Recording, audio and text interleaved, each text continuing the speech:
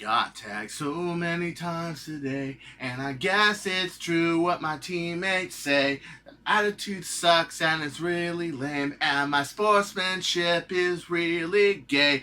I guess you call it cowardice, so I'm gonna step on his darts. It makes sense. I can't stand losing. I can't stand losing. I can't stand losing. Nerf. I can't stand losing Nerf. Yeah. So, welcome to Season 2, Episode 7 of Nerf News from the Owl Ranch. And yes, we have our Asshole of the Month. And just like every Asshole of the Month, I have, well, some sympathy. I guess you could say, I sympathize with assholes way too much. I guess that's why I always get taken advantage of one. But nonetheless, you guys all remember last week, Ben Schreiber, Nerf Blasters enthusiast. Oh yeah, flywheels are this, that, and it sprouted.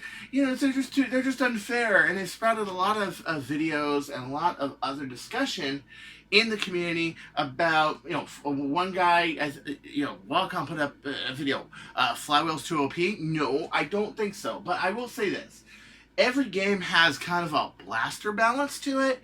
So if the guys with stock retaliators are against guys with modded flywheels, yes, it's their choice to do it, but yeah, it's gonna look a little one-sided, even though it's not. You can bring whatever you want. In a game with long shots, birds of prey, hyper pistols, no, I don't think so at all. A game with prophecies or modded retaliators, no, I don't think so. But anybody can have a bad day. It's just the part that ticks me off about this is the sportsmanship. He hadn't played in a couple of years. A lot of things have changed with the community, the flywheel community. You know, Open Flywheel Project, Flywheel World, making the mini wheels and everything. And the game has changed dramatically, and that's a surprise. But I don't think he should take it so bad. And I think it's just a matter of sportsmanship. It's just a matter of just getting out back in the saddle. Don't quit. I mean, he put up a for sale post that's selling everything. He had a Caliburn. He had a few good long shots. He had a few things. He had a lot to work with. Okay, so I don't think that the community... I play against flywheelers all the time, man. I've played against people back in the day who had flywheels that were as fast or almost as fast as this. Okay, when this was 150, 160 feet per second. Now it's 200. Why do you think? Arms race, of course. And I was playing with this, and it was more accurate. One time, I was in Singapore, and I played a game at One North, and there was a guy who had 2 full auto strikes. I had a brass barrel triad that was going about 110, 120 feet per second, I would say. And he unloaded on me. He had 2 22 workaround mags in both of them. He unloaded on me. He didn't hit anything. Okay, and I went and I just popped him with a triad and I got him. You know, it's like, really, it's not just what you play with, it's how you play with. And yes, the dynamics have changed, but that's no reason to throw a big fit and whine and cry about it and get upset about it. And it's no reason to say you're going to quit. Try again. I would love to have this guy, even though I write that song, even though I do this article, all that, I would love to have this guy as a student. You know, maybe he's not any better or worse than me, because I don't think that's it. I don't think Ben Schreiber is any better than worse than me. I just think it's his attitude. It's all attitude. And so that's why he's Asshole of the Month, because, well, he's a good example of what not to do in the field, well, not to act, and how not to get PO'd. I've had good days, and I've had days, bad days, even me. I've had really good days where I literally hit like 20 targets to get hit like twice or 3 times. And I've had bad days where I just can't seem to get a hit because my hands are shaking, or I've got a lot of anxiety, or the wind isn't cooperating. If it's a windy day with a sniper blaster, it's a bad day. Always a bad day. But the thing is I don't just oust out of it because it's a bad day. I keep trying to play. Because you're going to win some, and you're going to lose some. And this week we have lots of cool stuff, including we're unveiling this week, after the show is up on the air, after it premieres on Sunday, we got this. That's right. Nerf News from the Owl Ranch. Secret group right now. Just basically where I'm laying down all my stories and formatting. I've got this board. This is going to be a really cool board. Of course, it's got that scene from Fear and Loathing in Las Vegas on there, because this is kind of me right here. I'm kind of like the Nerf Hunter S. Thompson, and the Nerf Howard Hughes, and the Nerf really eccentric, crazy 43-year-old too that does a news show. But anyway, yeah, it's gonna be like this, okay? I have to approve all posts. Most of the time, it won't be any posts, okay? It'll just be my posts. But if you want to suggest a post, I might actually do it. You want to put something down, I might actually do it. 2 things will qualify a post if you get the post here. 1, I use it as a story, or 2, it's relevant to what's on here, but it will be up to my judgment. This is a little bit different than Death by Nerf Blaster, and a little bit different than Nerf Sniper Community or United States Nerf Wars. It's going to be something that's just about this show, the news, and where to discuss it. I don't like putting links on there, but I give you one better. I give you a whole Facebook forum. I'm going to reference this in my channel as a reference, and I'm also going to post this group in the description, and right before it goes on the air, this is going to go up and you can join it. Yeah, so at any rate, I wanted to tell you about that. It's going to be really cool, and I really hope that you get a lot out of it. I tried multiple strategies, but what it came down to is 2 members of the enemy team could stand in one spot and cover an entire field while everyone on my team just got annihilated. It was completely unbalanced. Well, it also sounds like the teams weren't picked right. Okay? I mean, a lot of people, they try to... I know there was one war where I was shooting Bird of Prey AR, which is a single-shot long-range blaster, which is great for trying to hit somebody from far away. But without a team that has firepower behind it, it's not that good. So a lot of people were trying to put me in the one and then like a bunch of flywheelers with me, and nobody but flywheelers. So you didn't have the mid-cover, you didn't have the, I guess what you would say, maybe the 70 to maybe 150-foot range covered, or, you know, the people that go for shots like that. And then the other team had like 3 guys with long shots and 2 guys with calibers. Yeah, it was, we got wasted, of course. I couldn't compete not just with 1 guy's rate of fire, but 6 or 7. You know, of course I'm going to lose. You know, if the weapon balance in the game is wrong, you're going to lose. Or if everybody's just in the mindset of kind of like, I'm going to cover close in, and then you got another team that's got long range, or you're just going to do nothing but long range, and you got this team that once they break in, you have no close range strategy. It's all strategy. It really is, and the guy said it right here. You know, playstyle and strategy will outdo what blaster someone has. I've seen kids with slightly modified stampedes wreck people in Nick Wars. Yes, that's true. I've had pistols, and I've done good in Nick Wars. I've had, I'm used to being underpowered, so at any rate, yeah, this asshole of the month, but I feel for this guy. I do. I really hope that by now, the attitude's better. But this really saddened me. I was going to cover it last week, but I felt it was too close to the asshole of the month for the week, and I wanted to kind of separate it. Yeah, so anyway, off to the next story. So, the very first Nerf experience store. So, 18,000 square feet of area, which is about the size of maybe a decent-sized supermarket, but it's good. If you think about that, each store in Marina Square is about 2,000, 3,000 square feet. You get the idea that that's like 6 or 8 store spaces. That's a lot of space for a mall that, you know, I've walked around there. When I lived in Singapore, I was there like almost every night or every other night, or especially every weekend. I always was around there and the Bayfront District and hung out, and yeah, so it's really cool. Multiple activity zones where you have multiple games and multiple loadouts, all sorts of cool stuff. I think it's really cool. This mall has had a real problem with being empty, and it's really nice that, you know, you might get 50, 100 people an hour coming to Marina Square just to do this. And so, you know, but this does remind me of one thing, but I don't think it's going to fall into the same fallacy because it's just such a good idea. I remember Tag Ops, for example. Oh my gosh, I forgot the place week. Oh no, Tag Ops. I forgot they open on. I'll have to go next week. Sorry. They're starting that new area in by Vincenzo's Pizza, and it's really cool because, you know, it gives people something to do, and It's really nice. As you guys remember, I covered that in Owl Ranch. I went in and played and everything. So this is a lot even bigger than that. And I think that's going to be really cool. You really don't need that much space to play a stock war. You may need like 2 retail spaces to play a stock war. You don't need that much. And, I mean, a long-range war, yeah, you need parks and stuff. But, you know, just a normal Nerf dart war, nah, not at all. So I think this is going to be really cool. I think the Nerf community, hopefully they come out and they play, and I hope that it doesn't cost too much to play. I hope it's really cool. You know, I know that Marina Square is a really touristy area, so you'll probably get a lot of tourists to play too, a lot of visitors from out of town. So it could be really interesting. I can't wait to see it. The only thing I'm worried about is it's going to be something like Disney Quest. Yeah, that I hope it's not going to be like Disney Quest. I hope it's going to be something that stays relevant, stays popular, is maintained, doesn't cost too much to get in.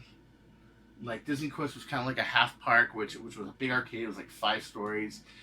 They put on a lot of stuff that maybe they should have put in the park that they put in Disney Quest, and the simulator technology broke down. Luckily, we're not talking about simulators that are $100,000 a piece or $250,000 a piece. We're talking about Nerf blasters, and so I think that this is different simply because maintaining it's going to be easier, and I can see the crowd and the clientele. I can see it happening. So here's to Marina Square. I hope this mall gets revived. It's in such a cool area of Singapore that it really doesn't deserve to be so empty. You know, how come this never really, it was on Nerf Haven, how come this never really made it to Facebook? I never even heard of this. But I guess Devil's Nerf Works worked on a crossbow. Yeah, so when there was somebody who was working on more plus bow stuff on Reddit, somebody posted this in response. And I never seen this. This is cool because I really think that this could have been something good. I mean, for years they tried to do this, make the crossbow. Drac had a copy of it, had it painted white, had it sent to somebody else. That person didn't do anything with it. Then it got sent to, I guess, Coke Duck got it or whoever. And yeah, so that kind of just never happened. And then here we are, right here. I kind of like Devil Nerf Works' idea, the turret. The turret's a good idea because a lot of times they are using kind of a slide breach or a coupler design. And this is too long a blaster to use coupler. I mean, let's face it, it is a bit long. Plus, you know, turrets can be pretty effective. For me to demonstrate, I'm going to take the bird of prey with the turret on it, and we're going to shoot it. You think I'm joking? Oh, yeah. Oh, yeah. So this was originally a Roboman turret that had a leather pad, fiberglass reinforced, and made the coupler to a pistol. Oh, yeah. So let me just load this thing up. And although I don't have a crossbow, this is kind of like my crossbow. Bird of Prey is kind of like my crossbow. It's kind of like what I felt the crossbow should be: smaller, more powerful, more like a pistol. You know, able to take scopes, all that. Now I think everybody has an idea what you want it to be. Now you can see it's a bunch of pieces, but they glue it all together, which is really cool. So yeah, really like it. I really like the turret adapter for this. It's not as accurate as single. I like single better, but you know, it's just I just, you know. Ooh, shooting my leather jacket. I hope I'm not damaging it, but I probably am. Yeah, see. So, you know, turrets really help, and I know a lot of people that are in the magazine fed, things like that, you know, speed loaders, slide breaches, but don't forget about the power of turrets. Turrets are awesome. Like, I can throw freaking 3 darts in here, dude. Just 3 darts, and just go and obliterate somebody. Just manslaughter. You know what I'm saying? I mean, here. And I like that. I like that feature. I like the feature, too, that I have a hole in the side that Bradley put into his 2K turret design. Because Bradley's a man. He's one of those really brilliant. This is the guy who makes the carbon fiber plunger rod and those really nice bolt sleds, and you know, the metal HE2K tanks. And he's I can't wait to see him at Armageddon this year. I'm hoping he's going to be there. He said, last time I talked to him, he said he was going to be there. So it's just insane. You know, I got to shoot something or someone just to give you the idea. Let's shoot this Coke can. Okay, Cokers. Don't mess with the Coca-Cola company, oh yeah? Oh, I did it that way so it wouldn't bounce into that, but you can see that's 3 darts. Just boom. What am I going to shoot at that? Oh no, maybe you. Who knows? Writers. Let's see, so I do 2 narrow darts and 1 wide dart. Yep. Hold on 1 second. Where are the narrow darts? Oh, there's one. Okay, so let's see. So yeah. So to demonstrate, here it is. This is a Bird of Prey LT with a turret adapter. See? And not only is it good because you can fire and switch shots, but it's also, well, today's victim will be the Coke can. 2 liter Coke. Goodbye, 2 liter Coke. Goodbye. Oh, 3 darts. Could you imagine that? Plus those darts can fly like 130 feet in shotgun mode. And it is a little random, but that also makes it a little hard to dodge too. So yeah, so it's nice to have that, you know.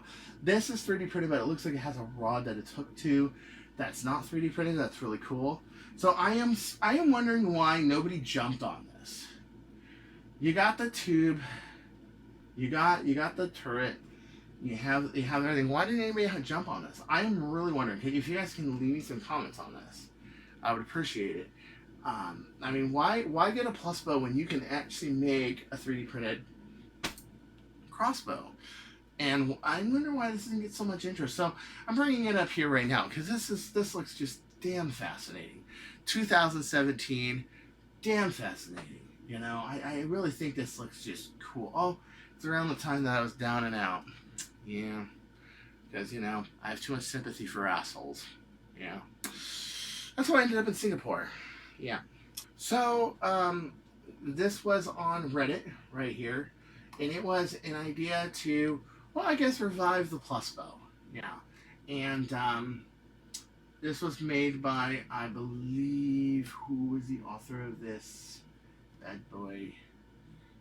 Handy for You, I think it is. And yeah, so the idea is basically give it something that can shotgun grip here, a pick and arrow right up here, but also make it so it's drawable there. Well, that's an idea. Why is this catch way up here? Shooting side. Okay, well. But at any rate, yeah, I'm seeing that the plus bow isn't exactly dead. And why should it be? It was a good design. It was a good idea. You were no longer stuck with a cannon crossbow or its externals. You could just build from the outside. And it looks like it has some pretty good ideas, pretty good design to it. But it's not just making something, designing something. It's pretty much, you know, yeah, hardly ideal. That's his name. It's also pretty much putting it to use, getting it out there, getting it done. Like, you couldn't make this rod out of 3D printing. It wouldn't work. It would have to probably be steel. Oh, but he's got a piece of steel in there, see? So it's 3D printed, it looks like he's got a piece of steel there. Well, that's clever. However, the rest of it, how's it gonna... Okay. But it's an idea, you know? I would do that for these rods, too. I would either make them aluminum, or I'd put, like, a steel insert, kind of like that. That gets me thinking. Steel insert, or aluminum, whatever that metal is. Looks like, actually, I don't know what he specified, but I'd use steel for something that's in. Yeah, and then you make your catch out of steel and then or aluminum, and depending on what that is, and yeah, it looks pretty good. So, I've seen a lot of this kind of stuff. This was a post where that crossbow post was posted, because as you go down, it shows that Devil's Nerf Works kind of did it. Oh, it's way down there. Kind of did it. Kind of like, hey, you know, this was done in 2017, and it didn't really catch on. I kind of wish it did. Where is it? It was here. Did it get taken down? I don't know. But anyway, yeah. What do you guys think? Do you think we can use a good revival of the crossbow? And then if we have this whole mechanism with a pump action, Why exactly can't we make it mag-fed? Especially if we have this whole linkage here. We have a linkage here that hooks the barrel here that slides the barrel in and out. It could happen. Could work. You had to make a whole other magazine body there, but it could work. Yeah. So, old designs, good designs, die hard. They do. And we'll see what happens with this. This post was fascinating. This post got me and my friends kind of fascinated because essentially he took a long strike and he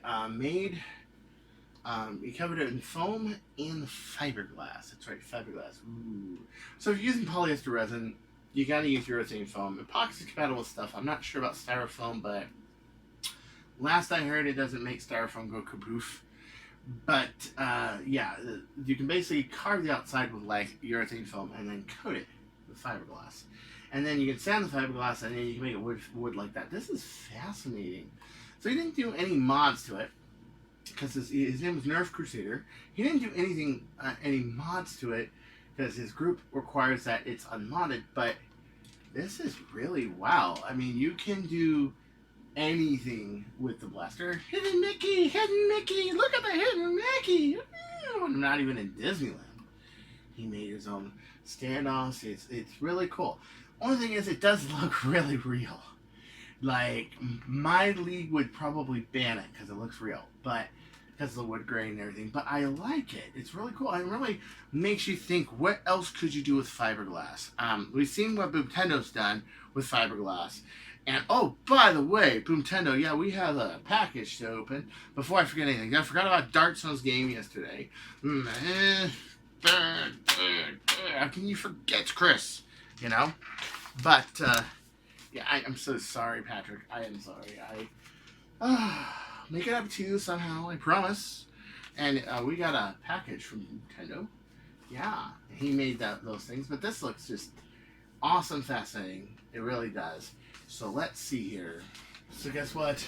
It's package time. Of course, I know what's in here. It's Happy Darts, but it could be a stick of dynamite. I mean, it's a good way to get rid of me. Just boom, you know. Oh, by the way, this is his P.O. Box. Boomtendo's P.O. Box. This is it right here. If you want to send him some happy stuff, and please, you know, no adult gifts or bombs or food or alcohol or drugs, but, you know, Nerf stuff, just normal stuff. This is it. That's it. Boomtendo P.O. Box 1246. Charlotte, California 95381. That's his fan mail address. Fan mail. And you can also write him and tell him how much you love him and you want to hold him and squeeze him to death till his eyes pop out. Yeah, I mean, if you're that obsessed with fan. You know, I'm kidding, of course. But Boomtendo's been doing a lot of cool stuff, and I've been helping him with stuff, and he's been sending me cool stuff. So let's see. They're Happy Darts. Happy Darts. Let's see how happy these darts really are. What do you think? And I love this. I saw this on here and I was like, oh, right to the freaking... That is so cool. That is so cool. And look, we got a letter from Happy Man. Yes. I got one thing of darts, two things of darts, and we'll fire them in a second. Really cool. Let's see here. Hi, Chris. Here are a few of the new Halo Roulette Pack darts that I have made better by filling the head with go-to glue. Another fad that's catching on, which is really cool. Well, not fad, but actual method of construction, kind of like fiberglass. And a small 3D printed insert. I also coated the tip with crazy glue, brushed on. Also included are some not modded Halo Roulette darts. Yes, yours truly, Boomtendo! Boom! Yeah, so let's get one of these darts. And let's fire it at something. Should we fire at something? Let's go fire at something. You know?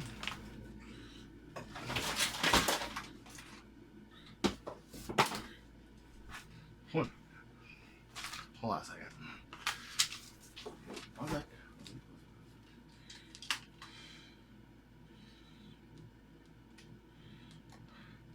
When you've really had enough of the bullshit in Washington, then you take it on your nice LCD.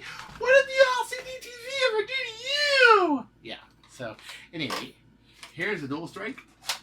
And today's victim will be this box. This box, you know, last week's box right here. that I got that titanium. Oh yes, and I have that video about the titanium. You gotta watch it. So, Karaporu. Ooh, ooh, is that brutal?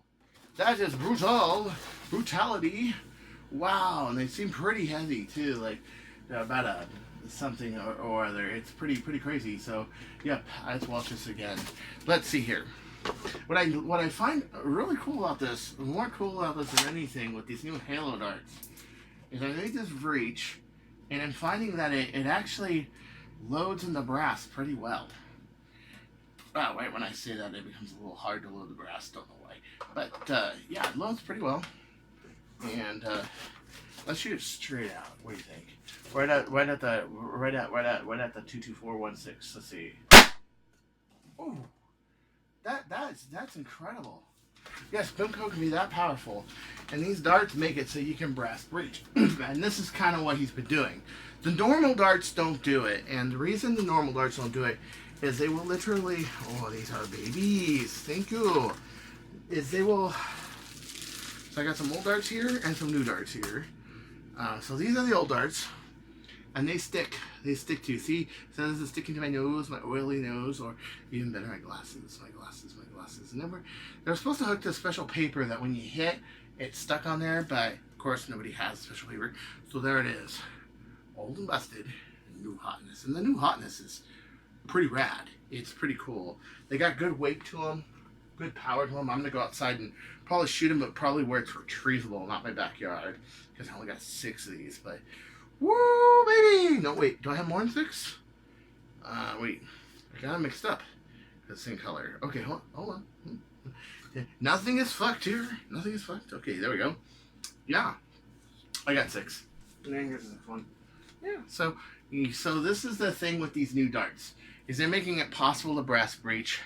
More readily available. You don't have to make new dart heads. You don't have to make new anything. And that's what's making... I think what's the next big step for Boomco right there is that those heads always stuck in brass and they were impossible to breach. And I think it was kind of a measure to keep it from being modded, but then again, when you lose modding, you lose, let's face it, you lose a lot of interest. You do. So thank you so much for the darts. I appreciate it. And I will treasure this letter with all my heart, and hopefully the stalkers won't be around your P.O. box, or unless they're women that want to give you their underwear. I mean, I take that. Oh, yes. Just, don't tell me. Between us.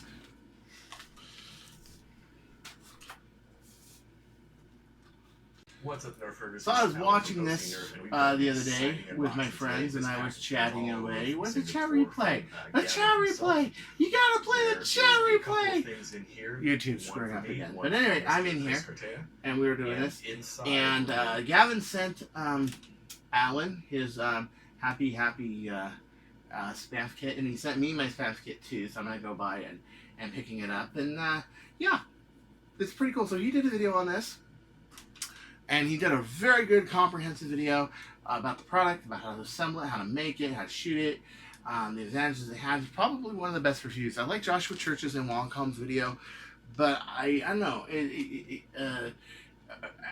OC Nerf seems to always take things from the side of kind of more of a science, and that's kind of why I like his videos so much. He lives nearby me. He lives right down like where Disneyland is, about a few blocks away from Disneyland. So, he plays in my league, everything else, and it's pretty cool, And of course, I got the cool color, I got the blue. See, I'm gonna go pick that up on Tuesday when I'm down there again, and oh boy, it's gonna be cool. So next week, there's gonna be a review by me of the Spamf. Finally, after all these people have done a review, Cartaya is gonna do a review of the Spamf. Yeah, and we're gonna see how it holds up compared to this. I see a lot of advantages with the 3D printing, and it's nice 3D printing from what I hear. I see a lot of advantages, but me personally, I think it needs a brass breach. It does. It needs brass. If it had brass, it'd have more class. I mean, because if it had a brass breach with stainless steel, it would just be unprecedented levels of class and brass. And not only that, but it would also kick ass. Yeah. These are really cool, by the way. I like the thinner profile mounts right now. You guys remember that video I did where I was like, I am never modding a Falcon Fire. Not ever. Well, this will get me out of retirement right here. I'm going to try to mod it again. And I put it in a number 62 helmet, which is a spring that sharp fire can take real easy. And it just like got poofy. It wasn't even my Falcon Fire. It was Titan's Falcon Fire. And it just got poofy. So I took apart a sharp fire. I threw the catch in there. Yeah. And the sharp fire catch fits. And by the way, the sharp fire catch can take a lot. And by the way, that's only a cut down Ghost 10 kilogram spring. And it's got some pretty good velocity to it. If that comes to show you, in comparison to velocity, yeah, it's pretty nuts. I mean, I'm talking, I can get 150 out of this. But the other thing is the air volume. This has a little more air volume to it and can take a little bit bigger of a barrel. So we'll see what we can do with this, but I think I can get this to 150. If you get one of these 150, that's pretty cool. Or even like at a 110, 120, because a lot of wars are limited to 130, and I might just keep this as a 130. Who knows?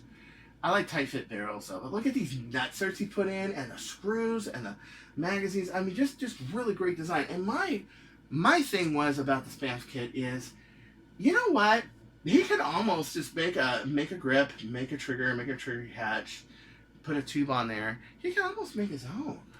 I mean, if you think about it, he's maybe a couple weekends away from being able to just make his own pistol. Imagine if Gavin made his own pistol. Gavin Fuzzy made his own pistol. Wow, that would be kick-ass. And I love the fact that I have an influence in all this. And I have an influence in the Mauser Fire design. Because I was just like, I built the first one of these, and I was like, the red is dead. It's dead. It's dead. As a short tube pistol, it's dead. It's very blunt, bulky.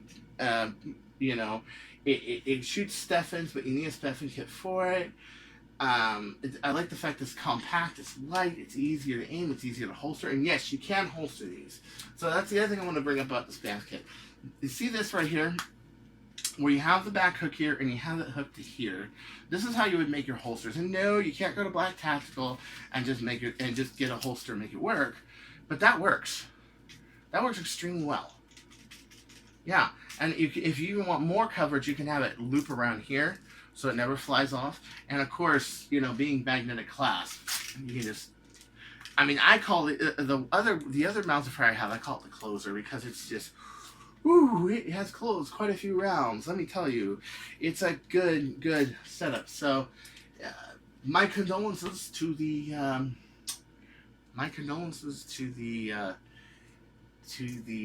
short tube rat.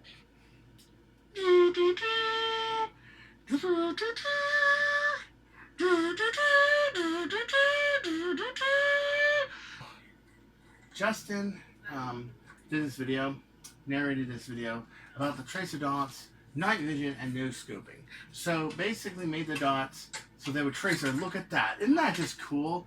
And I'm sure, ooh, got them. Wow. You know, I'm sure they're not the same weight as, let's say, 1 gram dart. So you couldn't like use these for field testing, for testing 1 gram darts. But for night shooting or just showing the relative trajectory compared to one blaster and another, let's say Big Blue, this would be really cool to actually make tracer dots in night vision just to see, yeah, like so.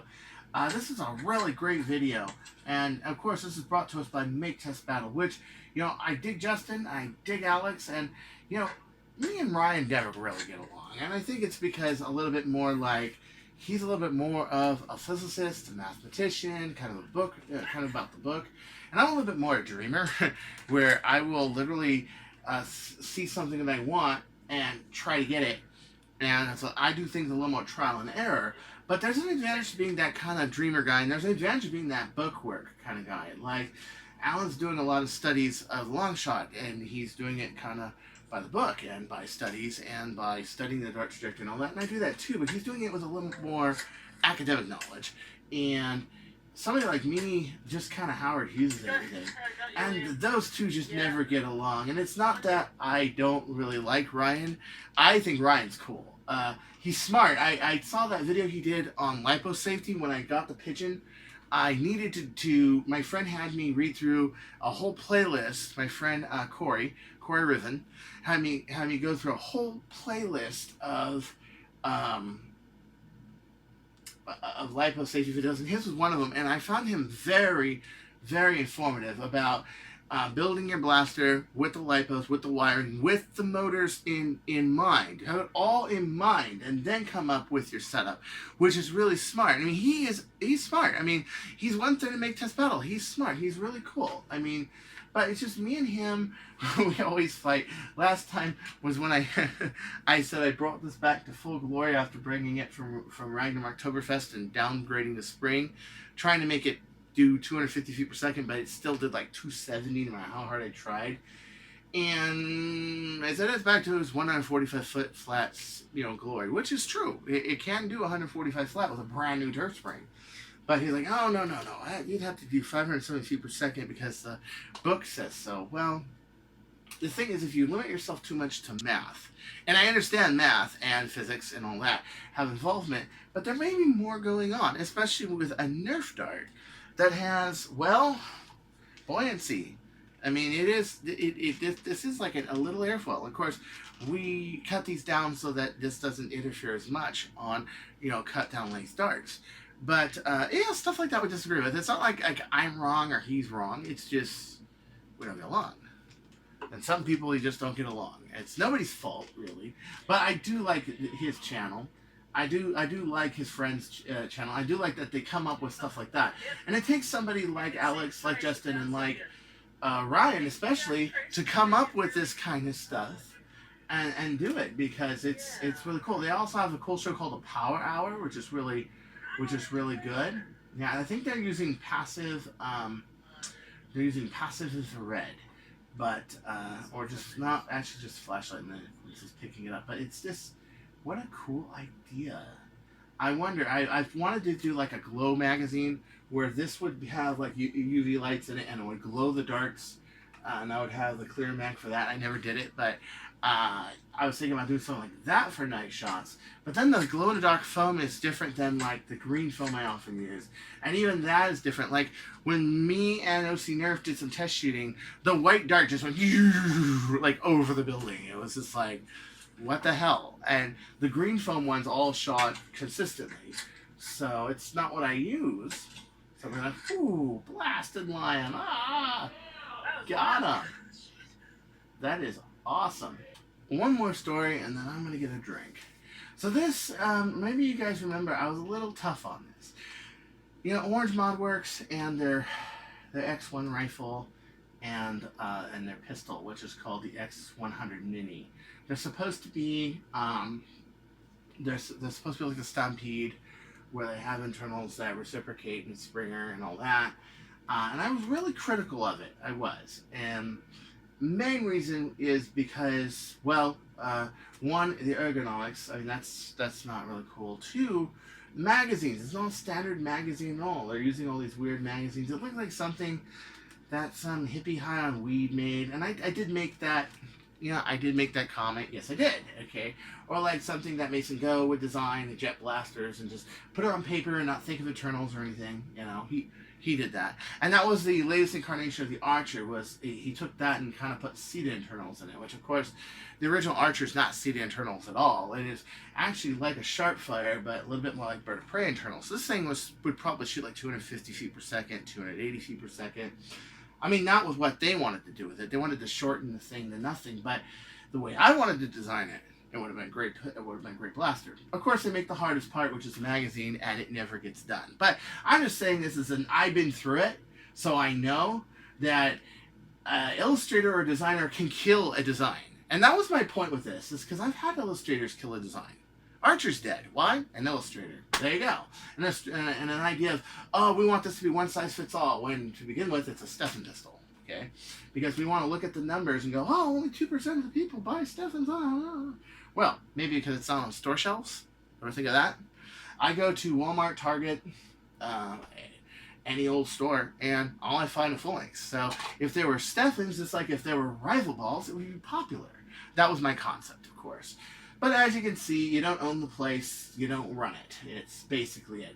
But I see a lot of problems with this. Like, for example, this mag would cut into this trigger right here. You see that? Right into it. Boom.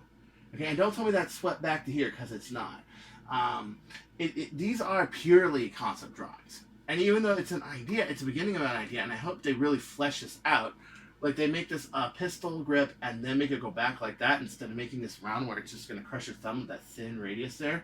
And then putting a trigger with no guard whatsoever. Yeah, I don't think that's cool. Also, where's the mag release on this? I don't see any mag release. Oh, I guess that's supposed to be mag release. No one's going to use that.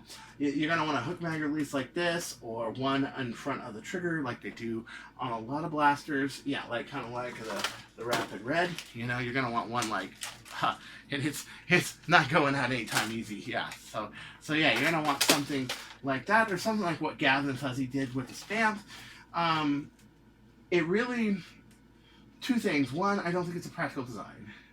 Because, okay, 120 feet per second, auto springer, 100 feet per second, auto springer. I'm sorry, you're already outclassed by, flywheels. Now, do something like maybe, like Nerf Ezekiel, Nerf EXE would do, where he's got auto prime long shots. That's a bit different. You saw an engine like that with some real heavy duty motors, you got a chance, okay?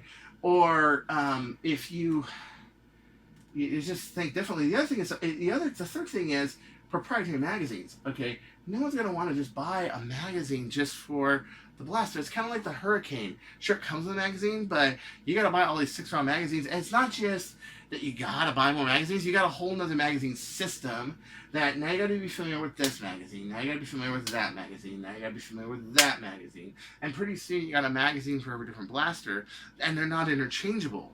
You know, it's pretty bad with, let's say, like the Pigeon, for example. I already have this kind of problem with the Pigeon. Even though it's got the same magazine, the ammo that's actually best for it are like these waffle heads. And if I try to fire that for Big Blue, I will have a very bad day because it will stick in the brass.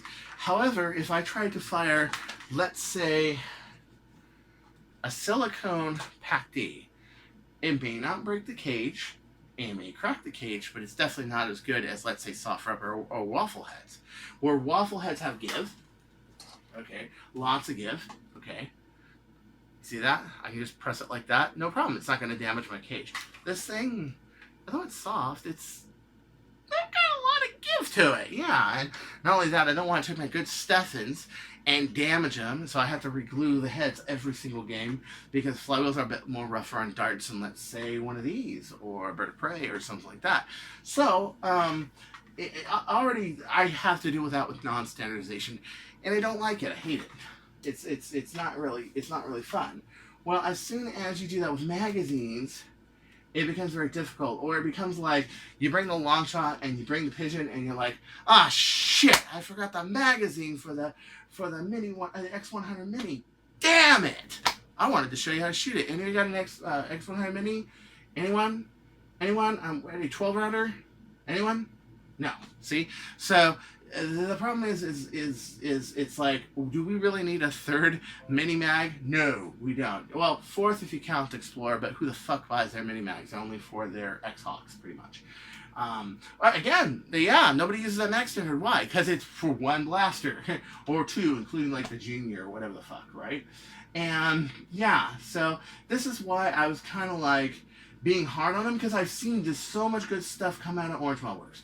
I've seen them fulfill a really good customer need, and I've seen them do really good with the hybrid kit and the Steffen Retaliator kit, and I want to see, and I've seen a lot of cool stuff with their long shot stuff. I just wish it was made out of better materials. It wasn't 3D printed. But this is kind of,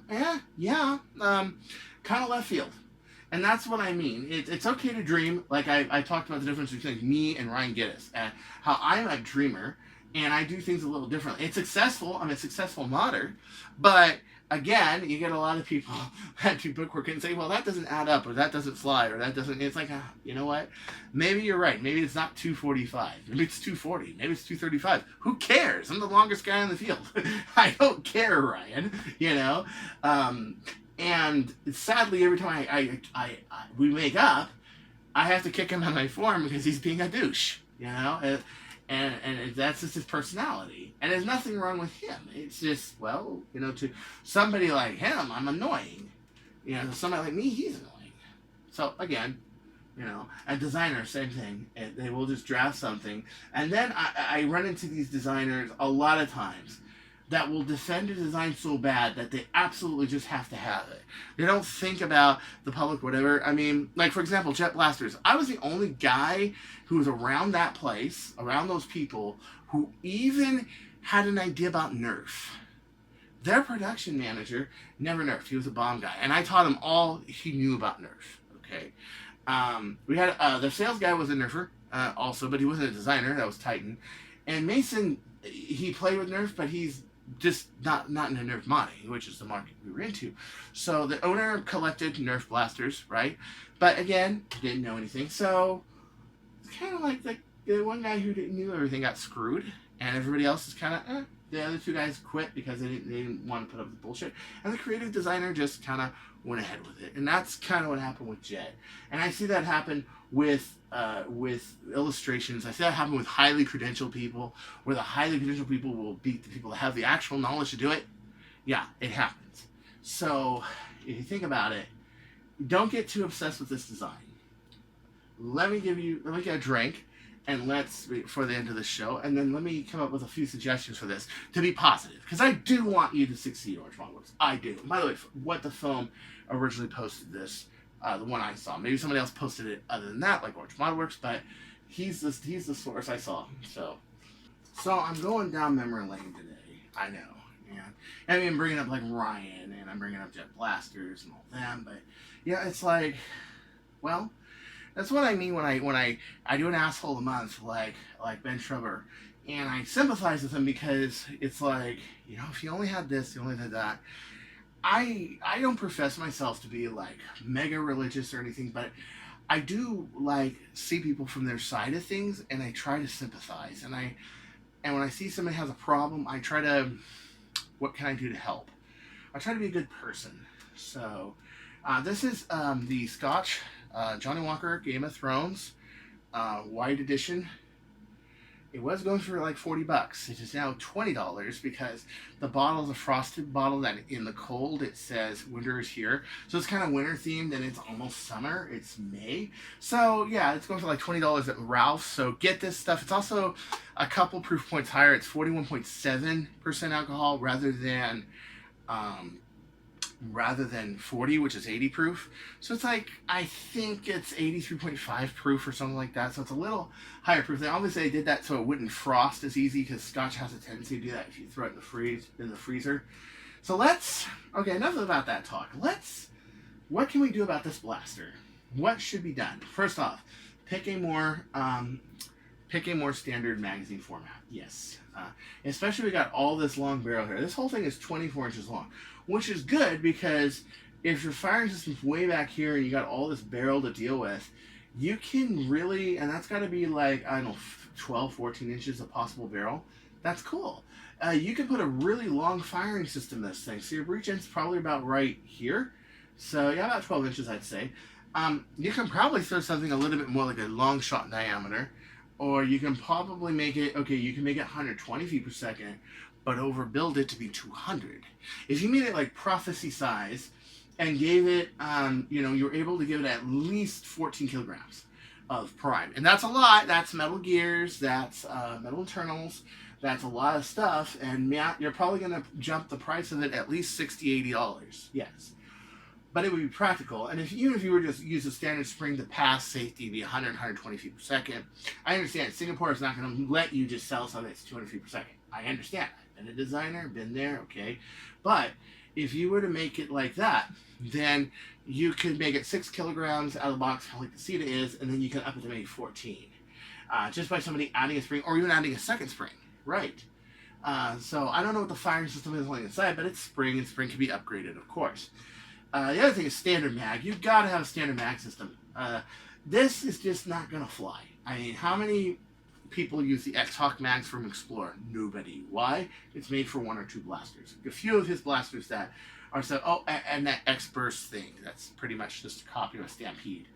Yeah, and it really shouldn't be a copy of a Stampede. It really should be something that is unique, is original, and overcomes the problem of Stampede. Like, for example, that barrel has to move a little because the landing point of the trigger is always different where the trigger catch is, and the breech might fire a centimeter away from the dart gate. Maybe I'm exaggerating a little, or right on the dart gate, or like 2 millimeters away. It's always a little different, so you got to make that gate a little bit more farther in. But Stefan, you don't have the clearance problems that you do with full-length darts, so it can be done. Also, if you just make the O-ring chamber just longer on it, so that, like, for example, if you're going seal breech, you can have this one part that's 5/8. You can have the ring going out to 5/8, and then it goes down to you know, your to 512 or 509, and in this one big area, that ring could land anywhere in here, and that would fix that problem. But yeah, I would make it. Well, I would design it for that too, just in case it doesn't land perfectly, because it is a rapid fire. And I would seriously consider another problem you have: no sights, no pick and air rail. You gotta have that, especially in a modern day blaster, a competitive blaster. You gotta have that. Without that, you really don't have anything. I see a little bit of a rail here, but I see nothing up there, you see? And even here, like, you can possibly take this and rig it to a neutral bolt that just goes back and forth, but if you were to push this when the battery's down, it would help you either prime it or make it so you can prime it without a battery. That's an idea. And especially if you made this trigger manually connected to the trigger catch, you can do that. So that if you run out of battery to meet or whatever, there it is. I like the little battery warning light it has on there. Oh my gosh! It just decided to die! Okay, it's back again. But I like that. And also this angle of this stock here. I mean, best stocks are kind of like this, so that they hold in your shoulder. This is gonna, like, want to push off your stock, yeah. And then this, there's no point of this. I mean, you can kind of like this. I mean, who the fuck wants to do that? Nobody wants to do that, okay? So, yeah, that's my advice. So I do want to see it succeed. I'm sorry if I was a little too hard, June. I'm sorry. But the thing was, is I looked at it and went, oh, God. Not this again. Not another illustrator's wet dream that has absolutely no thought or thinking behind it. And with that, if you had a slanted magazine like so, you can have it so that you can make these like a version of, like, let's say a katana, but it's slanted on top, so it's straight, kind of like a he-tail pecker mag, for example. But I would just make this straight. To be honest, I would just make it straight. You know, I mean, this one, there's absolutely no reason to make angled whatsoever. Maybe it's the same magazine in reverse, could be. And also, these should be the same magazine, whatever you're using. But I would make it standard. Talon, katana, maybe both. You know, just to do it. And then just make your own, like, you know, make your own Talon knockoff. That's fine, you know. They copy everyone else. Why don't you copy them? Seriously, because I will tell you this. If we have 3 Stefan mag formats, that's not going to fly. It's not. When you have 2, it's still a little bit of a stalemate. The more people buying Talon, simply because it's worker. But when you have 3, there's always going to be a third one that's just going to lose out. So if you think about it towards that strategy too, really should think of a different magazine format and different magazine catches. That is not going to fly. People are not going to want that. So until next time, this is Chris Cartaya. This has been Season 2, Episode 7 of the Owl Ranch.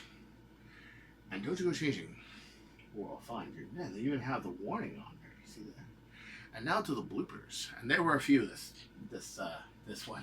There were a few. And to go and edit this whole mean thing, and if you're not nice to me, and they find you, booga booga booga booga booga booga booga booga booga booga.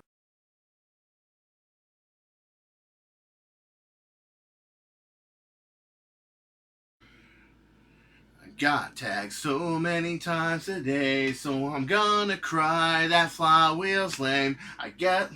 No.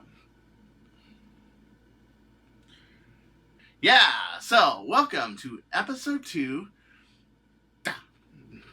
Hold on. I forgot they were off 2 weeks and then they're off. Sorry, dudes. I don't know what he's yelling about, but.